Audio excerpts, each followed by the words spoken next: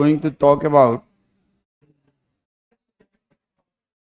Biomolecules. देखो कुछ points लिखो, फिर मैं करवाता हूँ।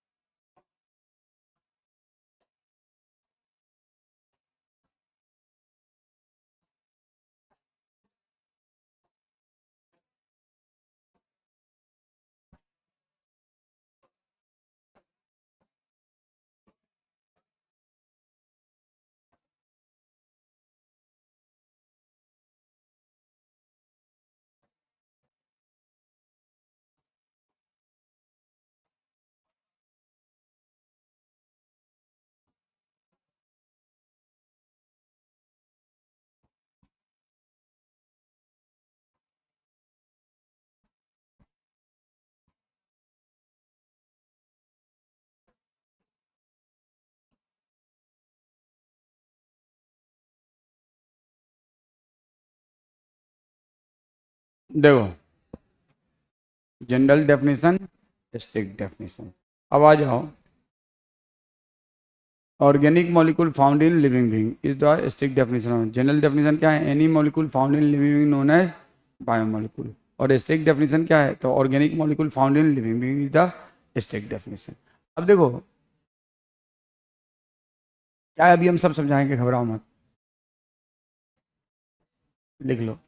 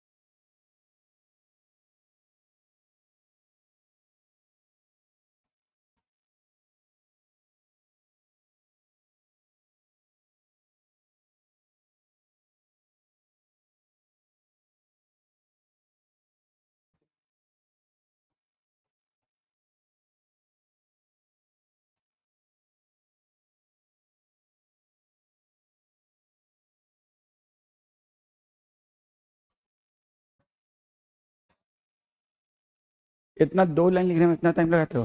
देखो अभी समझाएंगे एनालिसिस ऑफ बायोमोलिक्यूल्स में हम लोग को क्या क्या एनालिसिस करना है। Found in living being and earth crust, analysis of living for amount of water, analysis of living for amount of organic and inorganic substance.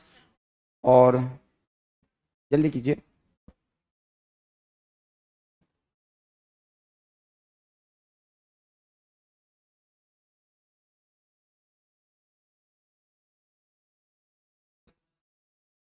हम्म।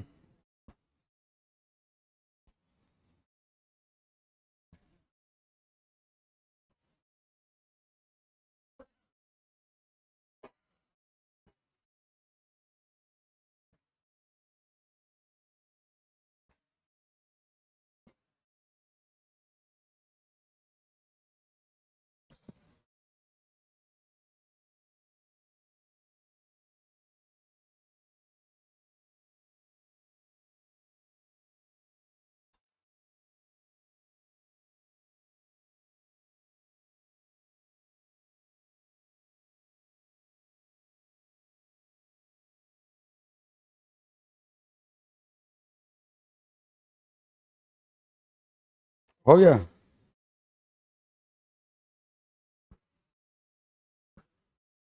हम्म। देखो जनरल डेफिनेशन ऑफ बायोमोलिकुल में क्या है, any molecule found in living being known as biomolecule. Strict definition of bio, organic molecule found in living being. Organic molecule found, अभी समझाएंगे, घबराओ मत। Strict लिखा हुआ है, STRICT, स्ट्रिक्ट डेफिनेशन ऑफ, समझाएंगे इसका मतलब क्या होता है। पहले ये लिख लो उसका, ये हो गया ना। अब अरे क्या है, इतना इतना सा लिखने में इतना टाइम लगता है। हाँ, चलिए लिखिए। जनरल डेफिनेशन में क्या है, any molecule found in living being known as biomolecule. Strict definition क्या है, organic molecule found in living being. अब देखो, हम अगर बात करें तो analysis of element found in living being and earth crust, ये इसकी एनालिसिस करेंगे, अभी करेंगे। Analysis of living being for amount of water, for organic and inorganic substance. Point number 4 लिखो, analysis for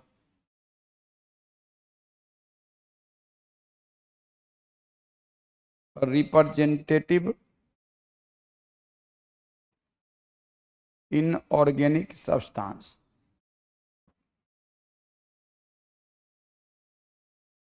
representative analysis for representative inorganic substance. Analysis for representative inorganic substance.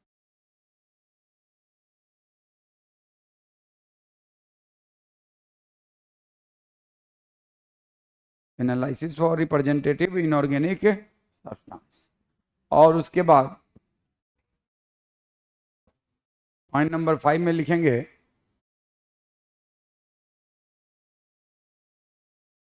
हो गया ना ये, चलो थैंक्स, कम से कम हुआ तो।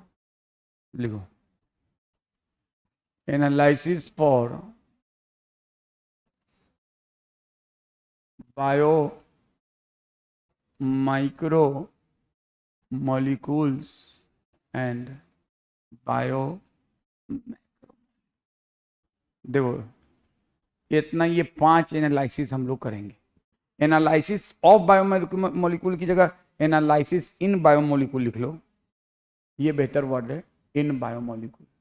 तो बायोमोलिक्यूल चैप्टर में इन सब चीज़ों पे एनालिसिस करना। देखो अब आप सब लोग, हिंदुइज्म में क्या है कि ऊपर वाले ने लिविंग बीइंग का क्रिएशन पंच तत्व से किया।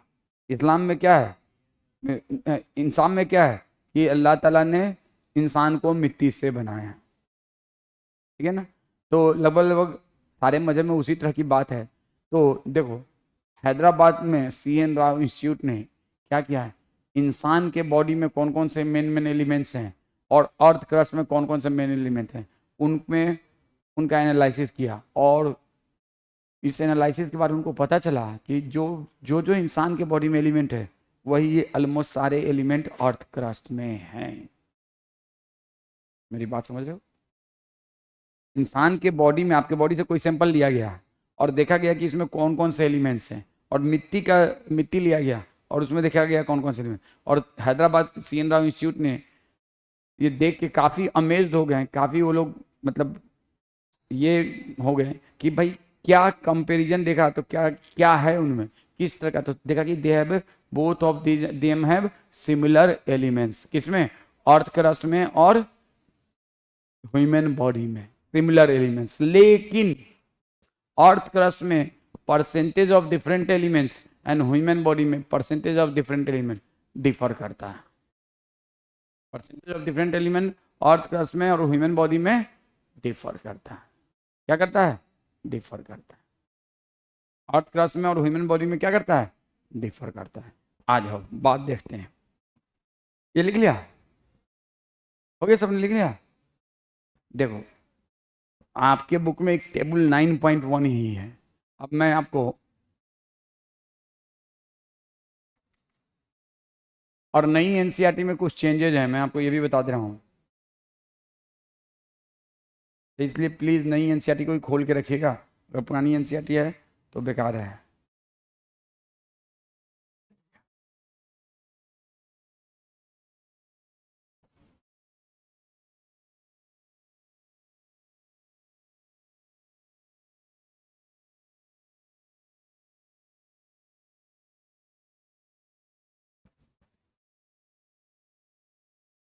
देखो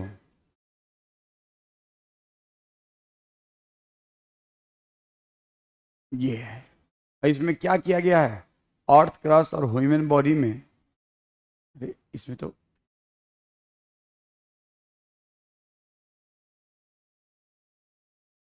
गड़बड़ दिया है, इस बात नहीं एनसीईआरटी है।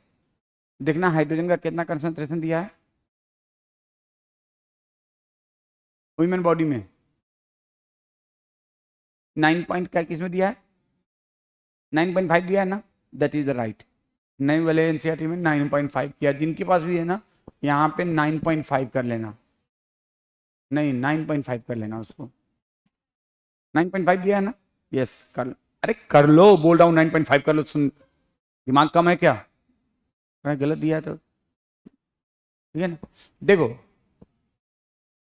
जब इंसान के बॉडी और अर्थ क्रस्ट, देखो ये सब मेन मेन एलिमेंट है, कौन सा, हाइड्रोजन, कार्बन, अभी लिखना मत, oxygen, nitrogen, sulphur, sodium, calcium, magnesium, silicon, ये अर्थ क्रस्ट में भी है, ह्यूमन बॉडी में भी है। ह्यूमन बॉडी में इसका परसेंटेज डिफरेंट है, अर्थ क्रस्ट में इसका परसेंटेज डिफरेंट है। तो इससे क्या पता चला कि ह्यूमन का क्रिएशन अर्थ से ऊपर वाले ने किया, शायद ये साइंटिफिकली इसे ये पता चल रहा है कि मिट्टी से किया। तो अर्थ क्रस्ट में देखो परसेंटेज ऑफ डिफरेंट एलिमेंट, और ह्यूमन बॉडी में परसेंटेज ऑफ डिफरेंट एलिमेंट। तो प्लीज इसको आप ऐसे नहीं लिखेंगे, आपको ये पूरी टेबल याद करनी होगी, कैसे वो अभी हम कराएंगे। देखो तो हम लिखेंगे यहाँ पे एलिमेंट नेम, आप लोग जो मैं बना रहा हूँ उसको बनाइएगा ऐसे, और यहाँ पे लिखेंगे percentage in earth crust, percentage in human body.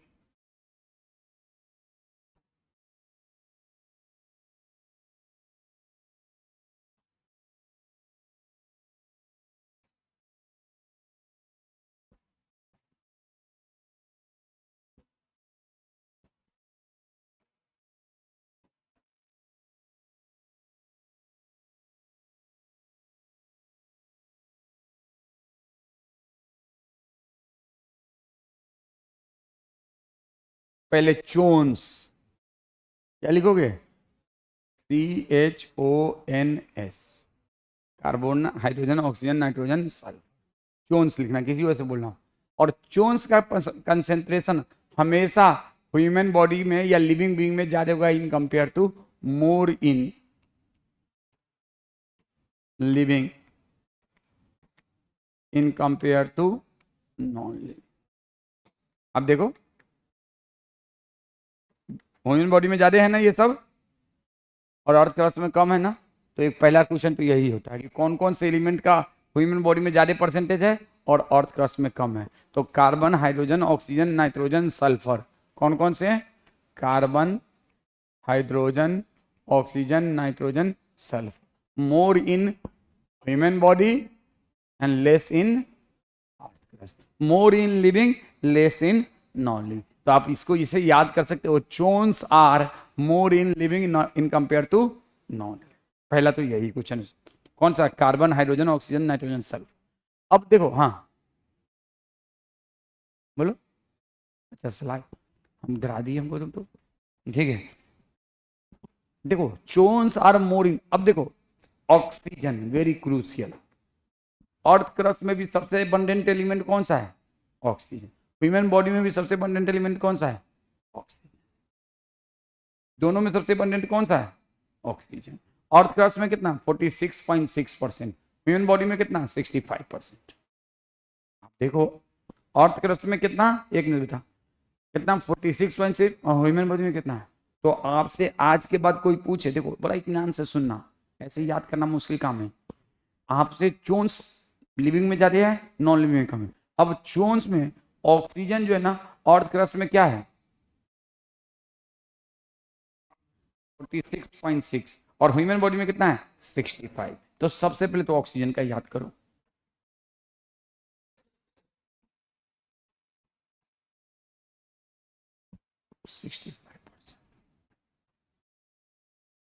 Carbon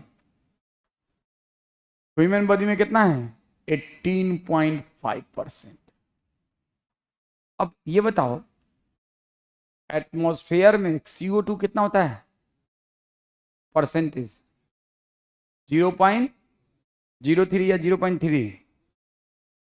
0.03, और उससे 10 टाइम कार्बन अर्थ क्रस्ट में कितना? 0.3। देखो, या 0.03, सॉरी, उसी के बराबर अर्थ क्रस्ट में कितना? उसी के बराबर। जितना कार्बन डाइऑक्साइड एटमॉस्फेयर में उतना ही कार्बन किसमें? अर्थ क्रस्ट में। कितना? 0.03। तो 0.03, अब क्या लिखेंगे? 0.03। अब आ जाओ, बात करते हैं हाइड्रोजन की। तो हाइड्रोजन यहाँ पे 0.5 नहीं 0.14, कितना परसेंट? 0.1, बहुत कम। और यहाँ पे 9.5, जिसके भी बुक में 5% है ना, 0.5%, उसको वो करेक्ट कर लें, ठीक है ना। बार बार बोलने से अच्छा है एक बार में सुन लें, ठीक है ना। 9.5%, कितना परसेंट? 9। अब नाइट्रोजन देखो, आपने ये जरूर याद रखना है, नेग्लिजिबल, ये बहुत कम होता है, एकदम नाम मात्र, नेग्लिजिबल। और यहाँ पे 3.3%, कितना परसेंट? 3.3%। अब देखो, इसके नीचे ही तो है सल्फर, और सल्फर 0.3 में से सिर्फ 3.3 में से 3.3 में से 0.3, याद रखने के लिए 3.3 में का 0.3% सल्फर ह्यूमन में है। और अर्थ क्रस्ट में क्या होता है ना, 10 टाइम कम होता है। अर्थ क्रस्ट में 10 टाइम कम होता है, तो क्या होता है? 0.03%। कौन सा percent? 0.03।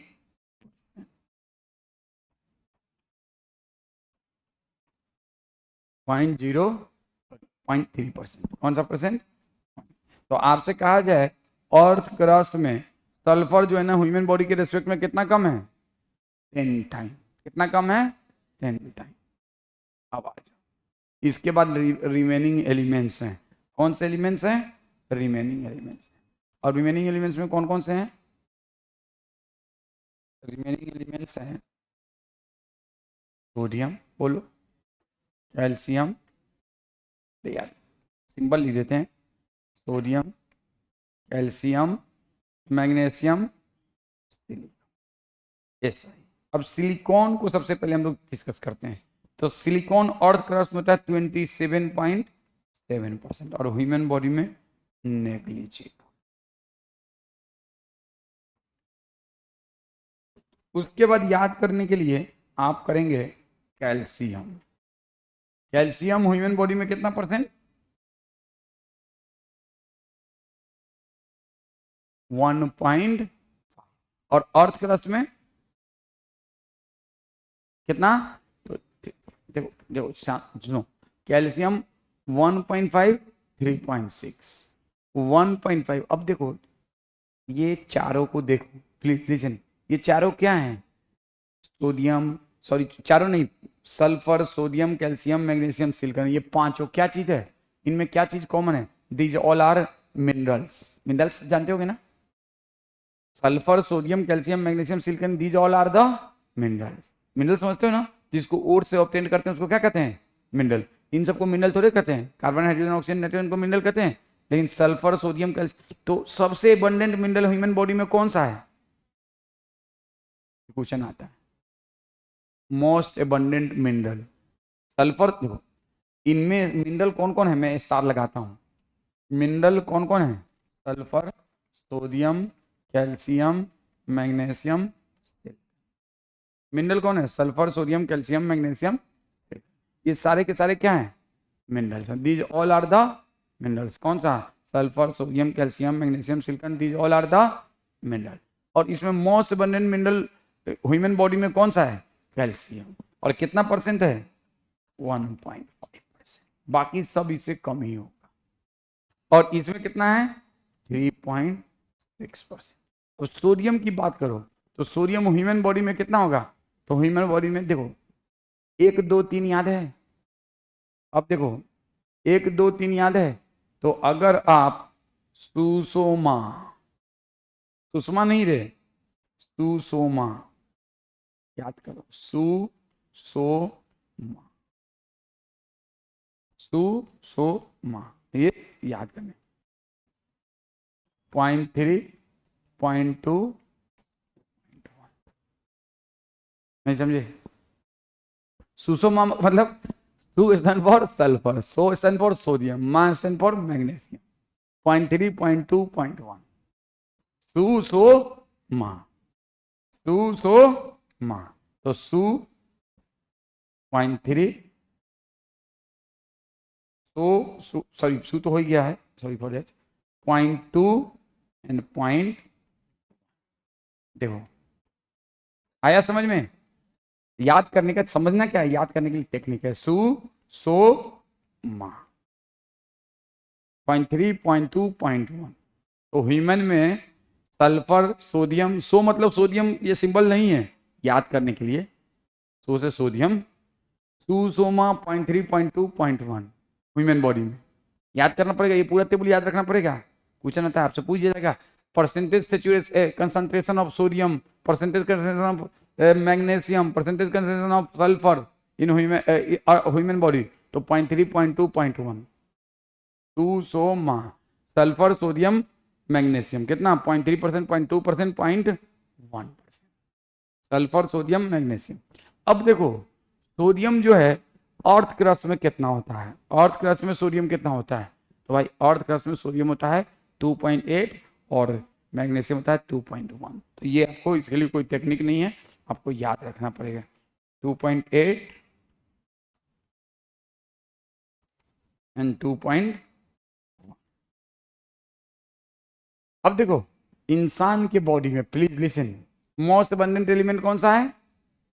Followed by carbon, followed by, देखो calcium, most abundant element oxygen, followed by carbon, oxygen 65, carbon 18 third one hydrogen, third one hydrogen and fourth one nitrogen, then calcium, then all of this, then others. सुनो please listen, earth crust में most abundant oxygen and second most silicon.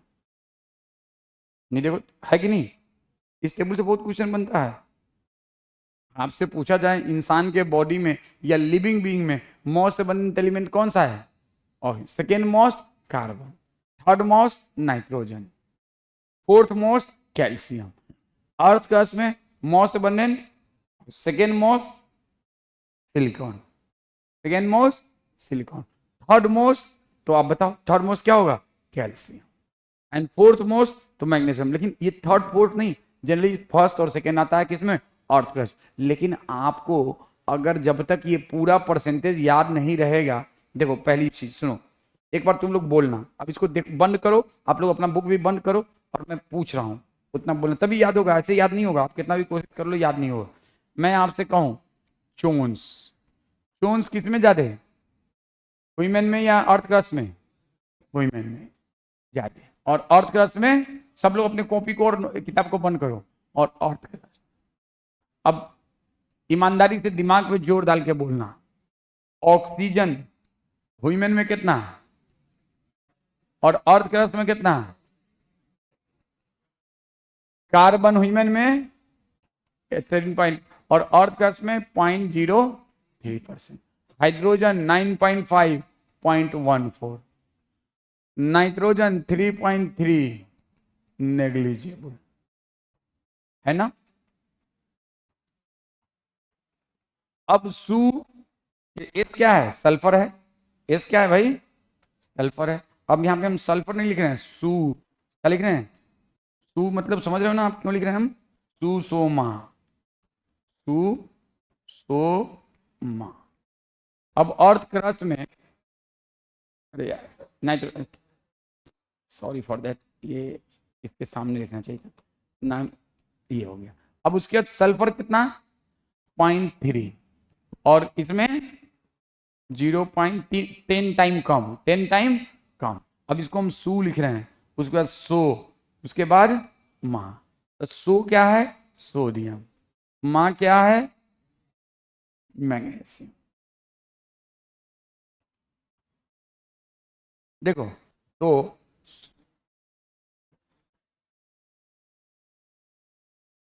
बताओ sodium कितना percent?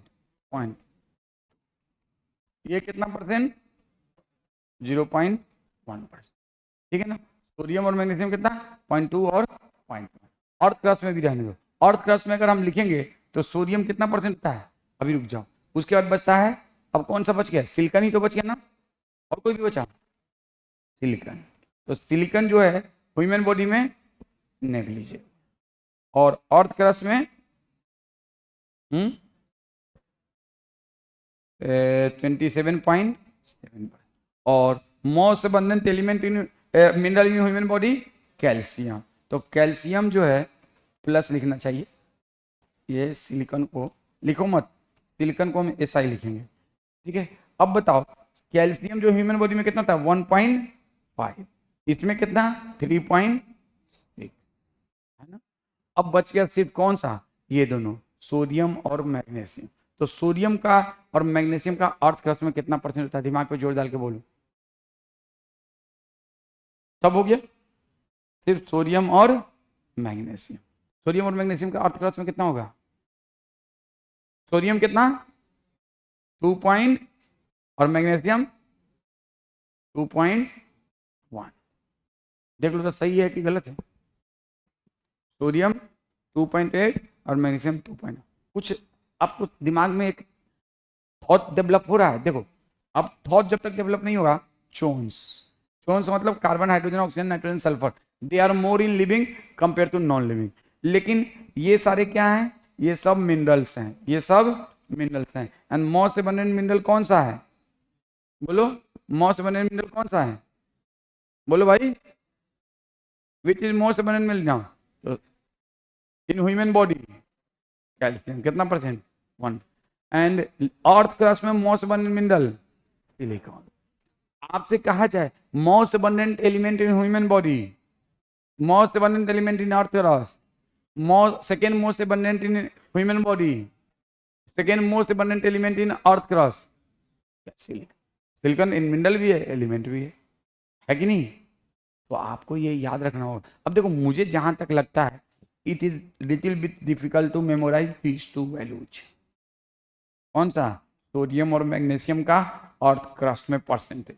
तो आपको सिर्फ, बाकी सबको आप बहुत आसानी से इजीली मेमोराइज कर सकते हो, लेकिन उसके लिए क्या करना होगा ना, पहले अपना आंख बंद करना होगा, आपने पढ़ लिया, सोचा। अब देखो सबसे पहले हमेशा शुरुआत करना किससे, चोन्स, चोन्स में ऑक्सीजन से, उसके बाद फिर कार्बन से, फिर हाइड्रोजन से, फिर नाइट्रोजन से, और फिर सल्फर से। नाइट्रोजन में 3.3 है ना, तो इसका 0.3, और इसे 10 टाइम कम अर्थ क्रस्ट। अब 0.03 दो चीज में है, किसमें किसमें, तुमने ध्यान दिया, नोटिस किया,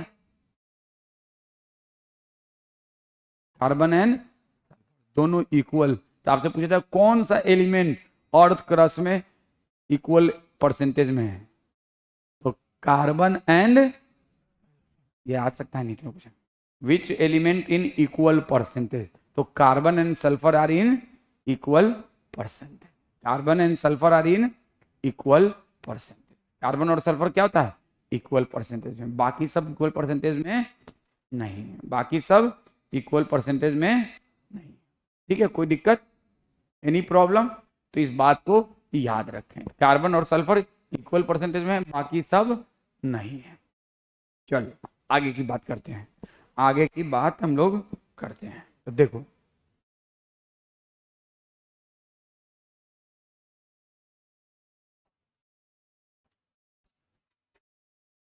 अब लिए इसमें देखो, आप सबसे मैं पूछ रहा हूं, एक बार है पीछे से खड़े हो जाओ, हाँ हाँ खड़े हो जाओ, ये बताओ आपके बॉडी में कौन सा मिनरल सबसे ज्यादा है, हम बोल उसको बोल लीजिए, वेरी गुड। आप बताइए, आप खड़े हो जाइए, बैठ जाइए, बैठ जाइए, आप बताइए, खड़े हो जाइए।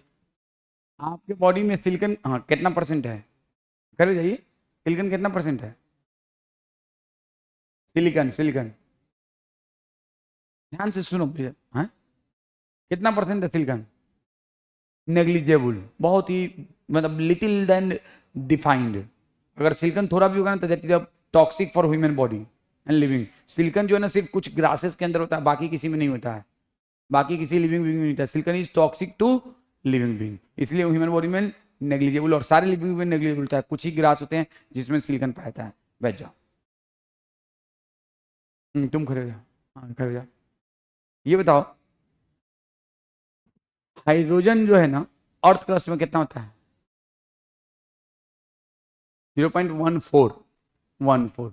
और तुम्हारे बगल में जो खड़ा है उसको राइट में खड़ा कर दो, बैठ, तुम बैठ जाओ। है क्या मुस्कुरा रहा है रे? चलो ये बताओ, ऑक्सीजन अर्थ क्रस्ट में कितना है? एकदम सबसे आसान, जो हम सबसे बार बताएं। देखो ये भी नहीं इसको याद है, हाँ? तो क्या इसे इसे पेंडुलम जैसे कर रहा है रे? हाँ? सीधा करो ना, सीधा। 46.6%। गुड। चलिए बैठ जाओ, ठीक है। ऐसे आपको याद रखना। CHONS is more in living being और non living? Living. And less in non. कोई दिक्कत? Carbon, hydrogen, oxygen, nitrogen, sulphur more in living and less in non living. चलो अब हम लोग बात करते हैं किसकी? तो now we are going to talk about analysis of biomolecule. तो देखो एनालिसिस का में देखो प्लीज लिसन, हमने क्या देखा? एक पहला analysis for element found in living being and earth case कर लिया, we have clear completed this. अब analysis of living being for amount of water, तो इसके लिए क्या करेंगे? देखो, हाँ बोलिए, कुछ कह रहे थे? स्लाइड अच्छा बैक कर, इसमें क्या लिखोगे? लिखना है क्या? इधर लिखा हुआ है। अच्छा इसे पीछे वाला, हाँ ये लिख लो, तो लिखा हुआ है, उसी चीज को रिकैप किया है। देखो आपको प्लीज ध्यान रखना होगा। देखो चोन्स ऐसे ही लिखना, इसमें एक वर्ड आता है big four element of living being. अब तुमने पीछे करवा दिया तो मैं बता दे रहा हूं, big four element of living being, big four element of living being.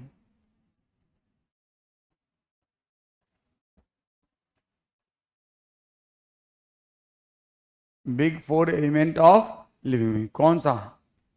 Carbon, hydrogen, oxygen, nitrogen. क्यों बिग फोर कहते हैं समझ लो। कार्बन कितना? 18.9, 65, 3.3। बाकी ये सब जो है ना, वो एक सिवाय कैल्शियम एक में है, बाकी सब तो किसमें है? पॉइंट में है। तो इनको हम कहते हैं big four element of living being. किसको? Carbon, hydrogen, oxygen, nitrogen. समझ में आया ना बात? क्योंकि उनका परसेंटेज लिविंग बीइंग में बहुत ज्यादा है रिलेटिवली, इसलिए इन चारों को क्या कहते हैं? Big four element of living being. समझ गए ना?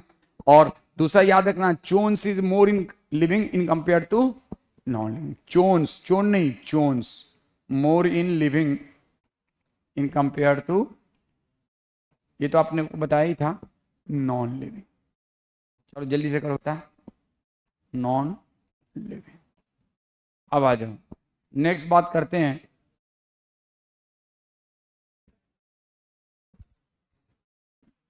शोन्स more in living in compare to non living. अब हम लोग बात करते हैं नेक्स्ट। तो नेक्स्ट क्या है? तो नेक्स्ट समझो, हो गया ये, आगे बढ़े, बढ़े आगे, लिख लिया बेटा, कर लिया इसको तो, बस ये तो ऐसे ही था। देखो अब हम लोग बात करते हैं एनालिसिस फॉर, क्या था सेकेंड वाला? एनालिसिस फॉर, ये वाला of living being for amount of water. Analysis of living being, इसके लिए क्या करेंगे? और ये लिख लेना, अमाउंट ऑफ वाटर। इसके लिए हम एक एक्सपेरिमेंट करेंगे। क्या करेंगे? Experiment.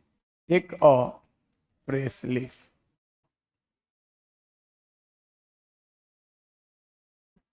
And weight it.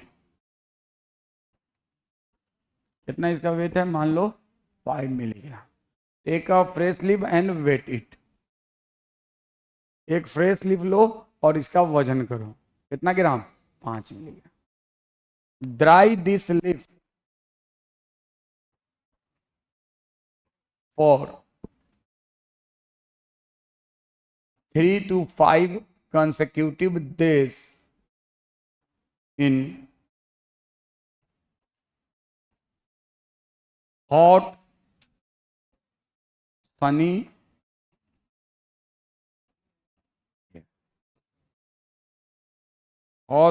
days. 3 से 5 दिन तक, dry this leaf for 3 to 5 in hot Sunny, 3 से 5 दिन तक सनी डे में इसको ड्राई करो। Then weight this dry leaf, और इसका वेट है 0.5 मिलीग्राम।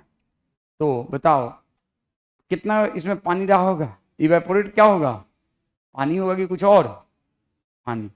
भाई पानी तो, अगर हम एक हरा लीफ को लिया और उसका वजन कितना था 5 मिलीग्राम, उसको 5 दिन तक धूप में खूब सुखाया, एकदम करकरा बना दिया सुखा सुखा के, और उसका फिर वेट किया तो कितना वजन आया 0.5 मिलीग्राम। तो कितना पानी रहा होगा 4.5 मिलीग्राम रहा होगा कि नहीं। तो अमाउंट ऑफ वाटर कितना होगा, अमाउंट ऑफ वाटर कितना होगा, अमाउंट ऑफ वाटर होगा 5 माइनस 0.5 मिलीग्राम, कितना 4. तो परसेंटेज ऑफ वाटर कितना होगा, बोलो 4.5 अपॉन 5 इंटू 100, 90%। तो ज्यादातर प्लांट में परसेंटेज ऑफ वाटर कितना होता है, लेकिन जरूरी नहीं कि सब में, जैसे जीरोफाइटिक प्लांट है ना, तो उसमें 60% 50% तक पानी होता है। It depends upon plants adaptation. Aquatic plant है तो मोर देन 90% होता है। इसीलिए हम लोग कहते हैं इन living being generally amount of water very from 70 to 90%। जैसे हम लोग की बॉडी में 70% या उससे भी कम है। तो इसके नीचे लिखना इन लिविंग बीइंग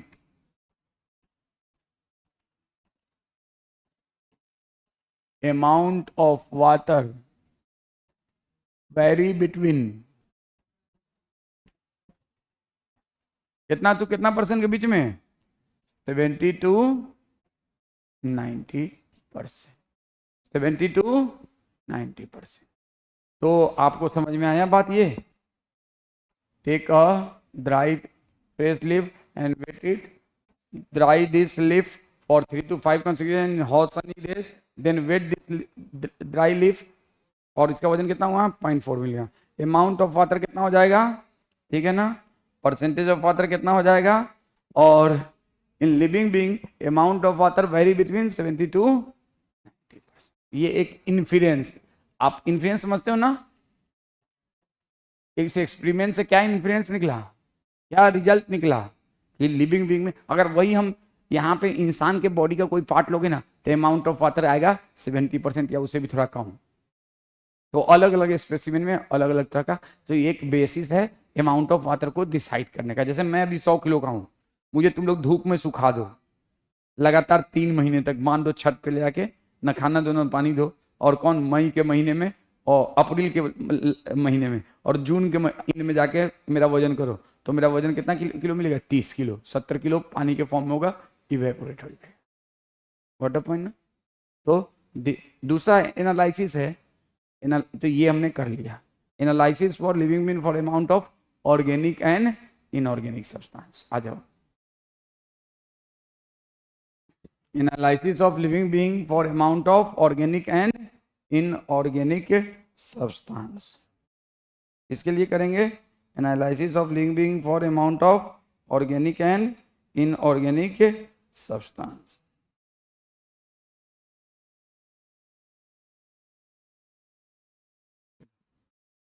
आ जाओ अब बात करते हैं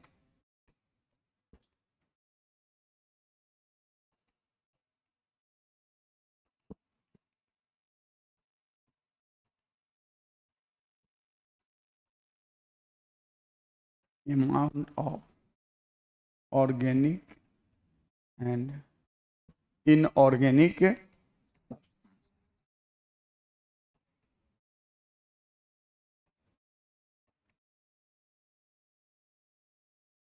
analysis for analysis for of living being, for नहीं ऑन ऑफ। अब इसके लिए क्या करेंगे, तो इसके लिए लिखेंगे step number 1, take a fresh leaf, take a fresh leaf oblique a piece of liver, leaf ही रखो, लीवर को छोड़ो, लीफ ही रखो। एक फ्रेश लीफ लिया, ठीक है ना, वेट इट, कितना वजन होगा, मान लो वही वाला लीफ लिया था 5 mg, ड्राई इट, एंड उसके बाद इसका वजन है 0.5 मिली। इसको हम लोग कहते हैं, इस वेट को कहते हैं वेट, वेट सुन लो, इस वेट को कौन सा वेट कहते हैं, वेट वेट, और इसको कौन सा कहते हैं, ड्राई वेट। यहां तक तो कोई दिक्कत नहीं ना, सेम सेम सेम जो उसमें किया था वही। Take a fresh leaf, weight it 5 milligram, dry it वही 3 से 5 दिन तक 0.5 मिलीग्राम। अमाउंट ऑफ वाटर कितना हो जाएगा, अमाउंट ऑफ वाटर कितना हो जाएगा, कोई दिक्कत नहीं, अमाउंट ऑफ वाटर 4.5 मिलीग्राम। यहां तक कोई दिक्कत, सेम चीज सेम प्रोसीजर कर रहे हैं जो वहां पे किया था, कोई दिक्कत।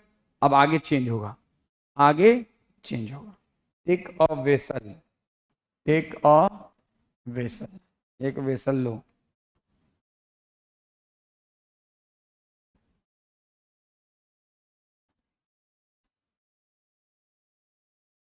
और उस वेसल में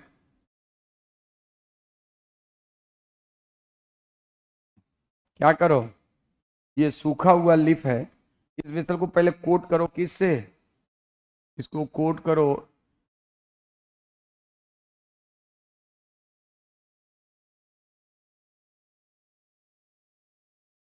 non oxidizing substance,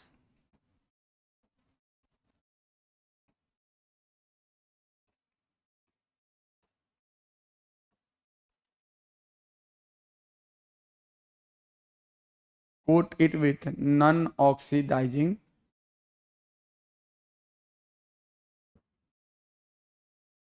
substance, coat this with non-oxidizing substance। इसको कोट किसे करेंगे, नॉन ऑक्सीडाइजिंग सब्सटेंस। और उसके बाद इसमें क्या करेंगे, ये है सूखा हुआ लीफ, तो नेक्स्ट लिखेंगे, नेक्स्ट लिखेंगे टेक अ वेसल, क्यों अभी बताता हूं, take a vessel and coat this vessel with non-oxidizing substance।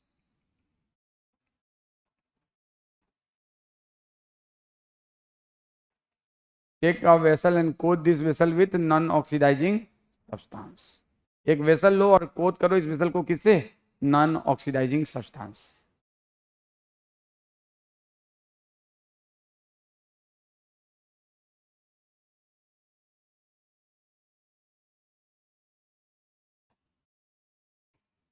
burn the burn the leaf in this vessel, burn the leaf in this vessel। अब इसको जलाओगे तो जली को क्या कहते हैं, हाँ सुना है ना, शत्रुघ्न सिन्हा का मूवी का डायलॉग, जली को राख कहते हैं, बुझी को क्या विश्वनाथ कहते हैं, तो ये हो जाएगा एस। तो जलता क्या है, जलता क्या है, ऑर्गेनिक सब्सटेंस की इनऑर्गेनिक सब्सटेंस, तो बचा हुआ एस में क्या होगा, इनऑर्गेनिक सब्सटेंस। एस में क्या होगा, जल, अरे यार मैं तुम्हें जलाऊं, मुझे तुम लोग जला दो, मैं तुम लोगों को पसंद नहीं, पेट्रोल छिड़क दिया, डीजल छिड़क दिया, पूरी तरह से मुझे जला दिया, तो मैं, मेरे बॉडी का कौन सा पार्ट जलेगा, ऑर्गेनिक सब्सटेंस या इनऑर्गेनिक सब्सटेंस, और जो बचा रहेगा वो क्या होगा। तो वैसे ही इस ड्राई लीफ को जब जलाया तो जल गया क्या, ऑर्गेनिक सब्सटेंस, बच गया क्या, राख, उस राख में क्या है, inorganic substance. Burn the leaf in this vessel completely, completely word इस्तेमाल करना,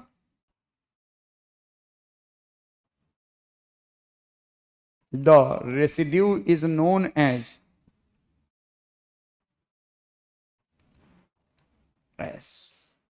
the residue is known as, residue को हम लोग क्या कहते हैं, the residue is known as, the residue is known as, residue को हम लोग क्या कहते हैं, and this S, residue is known as, S is weight the S, weight the S। अब इस S को जब हम वेट करेंगे तो ये मिलेगा 0.05 मिली। क्या सूखा पत्ता का वजन कितना था बोल भाई? 0.5 मिलीग्राम।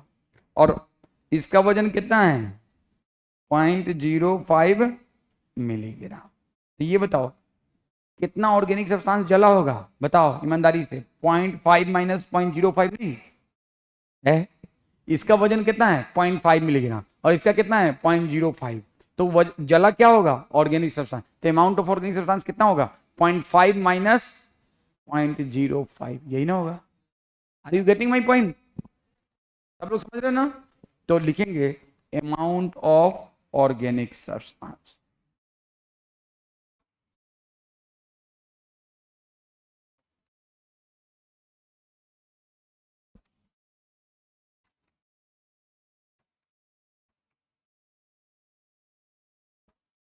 क्या होगा? 0.45 मिलीग्राम। 0.45 मिलीग्राम। 0.45 मिलीग्राम। तो ये बताओ अगर हमको निकालना हो परसेंटेज ऑफ ऑर्गेनिक सब्सटेंस तो कैसे निकालोगे? 0.45 अपॉन 0.5 मिलीग्राम कर दोगे कि नहीं? इंटू 100। ओरिजिनल इसका वर्ड कितना था? 0.5 मिलीग्राम और इसमें ऑर्गेनिक सब्सटेंस कितना है? 0.45 मिलीग्राम। तो परसेंटेज ऑफ ऑर्गेनिक सब्सटेंस कितना होगा? समझ में आता है रे मैथमेटिक्स? क्या है उल्लू से मुंह खोल रहा है रे? तो परसेंटेज ये हो गया ना? हाँ गुड। तो परसेंटेज ऑफ ऑर्गेनिक सब्सटेंस कितना होगा? और ये ऑलमोस्ट सारे लिविंग बीइंग में फिक्स होता है 90%। कितना? तो 0.45 ऑर्गेनिक है और टोटल का वेट कितना है? 0.50 इंटू 100। तो कितना आ जाएगा? आई थिंक कि जो भी आएगा 90% आएगा। कल कोई काट छट के कर लेना कितना आएगा। तो लिविंग बीइंग में अमाउंट ऑफ ऑर्गेनिक सब्सटेंस कितना होता है? 90। और ये फिक्स होता है। सब ऑलमोस्ट जितने भी लिविंग बीइंग है ना उनमें amount of organic substance around the 90% होता है। तो लिख लो इससे इन्फ्लुएंस क्या निकला? In a living being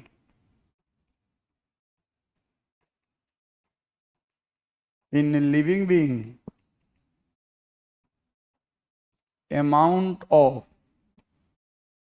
organic substance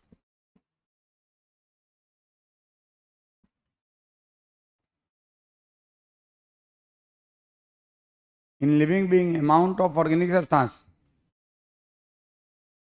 around 90% and inorganic substance around 10%।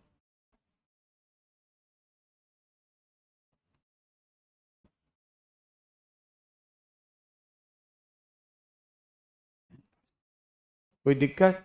तो इन living being amount of organic around 90% and inorganic substance around 10%। तो ये एकदम याद रखना कि लिविंग बीइंग में अमाउंट ऑफ ऑर्गेनिक सब्सटेंस कितना होगा? 90%। इनऑर्गेनिक सब्सटेंस कितना होगा? अब प्लीज लिसन, इस राख को मलमल के खैनी बना के और उसमें देखा कौन सा एलिमेंट कौन सा एलिमेंट कौन सा एलिमेंट कौन सा सब्सटेंस। राख में क्या होगा? Inorganic substance. और उसमें जो जो मेन इनऑर्गेनिक सब्सटेंस होगा ना, राख समझ रहे हो? खैनी जानते हो रे? खैनी 80 चुटकी 90 ताल तब देखो खैनी का कमाल, सुना है? तो वैसे ये राख है। मान लो ये राख को हमने यहाँ से उठाया और यूं मल मल के देखने से पता नहीं चलेगा। इसको केमिस्ट्री केमिकल एनालिसिस किया जाता है। अब वो आप लोग को अभी इस लेवल पे नहीं पढ़ना, ना केमिस्ट्री में ना बायो में। तो जब इसका केमिकल एनालिसिस देखा गया तो इसमें पाया गया सोडियम है, पोटेशियम है, कैल्शियम है, मैग्नीशियम है, सोडियम क्लोराइड है, वाटर है, थोड़ा सा सोडियम कार्बोनेट है, फॉस्फेट है, सल्फेट है। ये सब एलिमेंट्स और कंपाउंड्स हैं। तो सर उनको हम कहते हैं, सुन लो एक मिनट, यहाँ पे क्या लिखा हुआ है? ये हमने कर लिया ये, और अब ये करेंगे। चलो पहले कर लो फिर मैं बताता हूँ। कर लो 1 मिनट। चलो ये हो गया। बस ये 2 मिनट का काम है। 1 minute 2 minute maximum 2 minutes, not more than 2 minutes. 4 analysis कर लिया। देखो प्लीज, हमने ये वाला कर लिया, ये कर लिया 1 नंबर, 2 नंबर कर लिया, 3 नंबर कर लिया और चौथा नंबर अब करने जा रहे हैं। कौन सा नंबर करने जा रहे हैं? Fourth number. कौन सा नंबर करने जा रहे हैं? Fourth number. कौन सा? Fourth number. चलो चलो, फोर्थ नंबर में मैं बता देता हूँ। देखो, वो जो आस है ना, उस एस को हम लोग क्या करते हैं? केमिकल एनालिसिस करते हैं। तो उसमें हम देखते हैं कि उसमें कौन कौन सा मेन मेन एलिमेंट है, कौन कौन सा उसमें मेन कंपाउंड है। उसको हम कहते हैं रिप्रेजेंटेटिव इनऑर्गेनिक सब्सटेंस। क्या कहते हैं? Representative inorganic. क्या कहते हैं? Representative inorganic substance. Please listen. एक मिनट बस, ये हो गया। लिखो, लिख लो। Analysis of fourth analysis. When S is analyzed, we see representative inorganic substance. Representative inorganic substance. When S is analyzed, we see representative inorganic substance. कौन सा? रिप्रेजेंटेटिव। और कौन से रिप्रेजेंटेटिव इनऑर्गेनिक सब्सटेंस? तो मैं लिख दे रहा हूं, सोप काम plus dash dash dash.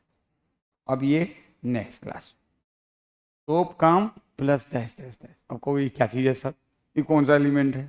Sodium, potassium, calcium, magnesium and water plus some electrolytes and salts. लिखवाऊंगा सर नेक्स्ट क्लास। देखो प्लीज लिसन। हमने इसमें पहला नंबर में कोई दिक्कत, दूसरा नंबर में कोई दिक्कत, तीसरा नंबर में कोई दिक्कत, और रिप्रेजेंटेटिव इनऑर्गेनिक सब्सटेंस कौन सा है? तो सोप काम। और सोप काम क्या है? तो ये लिख लिया रे? नहीं लिखे? इतना धीरे धीरे काम करते हुए। सोप काम, sodium, potassium, calcium, magnesium, sodium, potassium, so से सोडियम, पी से पोटेशियम, सी से कैल्शियम, एम से मैग्नीशियम। ये चार मेन एलिमेंट होता है। राख जब आज के बाद देखोगे ना, राख जानती हो ना, राख, उसी को अंग्रेजी में एस कहते हैं और हिंदी में क्या कहते हैं? तो भी कहते हैं। तो उसमें सोडियम होता है, पोटेशियम होता है, कैल्शियम होता है, मैग्नीशियम होता है, कुछ सोडियम क्लोराइड होता है, कार्बोनेट होता है, सल्फेट होता है, फॉस्फेट होता है, और लिटिल भी तो वाटर भी होता है। 1 मिनट के लिए रुक जाओ बस, फिर तुम लोग ये होता है सोडियम, पोटेशियम, सोप काम, वाटर थोड़ा सा, और कंपाउंड कौन सा? Sodium chloride, calcium carbonate, phosphate, sulphate. ये क्या कहता है? Representative inorganic constituent of living tissue. याद हो जाएगा? तो चलो लिख लो जल्दी से, फिर मैं छोड़ता हूं। एक मिनट लिखो। तो रुको यार, रिप्रेजेंटेटिव इनऑर्गेनिक सब्सटेंस कौन कौन से? तो आपको याद रखने के लिए अपना निमोनिक बना सकते हैं। सोप काम, so is not symbol but for memory purpose sodium, P is not symbol for memory purpose potassium, Ca is for calcium, Ma for magnesium, उसके अलावा वाटर, उसके अलावा कैल्शियम कार्बोनेट, सल्फेट, फॉस्फेट, और एक और क्या था रे? एक और कुछ होता है ना, मुझे ध्यान नहीं आ रहा है। Calcium carbonate, sodium chloride. कौन सा chloride? Sodium chloride. Sodium chloride. तो देखो, आपसे सीधे डायरेक्ट आता है क्वेश्चन नीट में कि कौन कौन से रिप्रेजेंटेटिव इनऑर्गेनिक सब्सटेंस होते हैं। तो आपको तो एक सोप काम याद रखना है, sodium, potassium, calcium, magnesium, water याद रहेगा, calcium carbonate, sulphate, phosphate, sulphate के सॉल्ट, फॉस्फेट के salt, sodium chloride and calcium carbonate. तो ये हम लोगों ने 4 एनालिसिस को देख लिया। कौन कौन से? Please listen. पहला, दूसरा, तीसरा एंड बाकी अब आप लोग को जो छूटा है वो लिखते रहिए। ये इसको पीछे कर दूं क्या? चलिए कर लीजिए। नेक्स्ट क्लास में analysis for bio micro molecule and bio macro molecule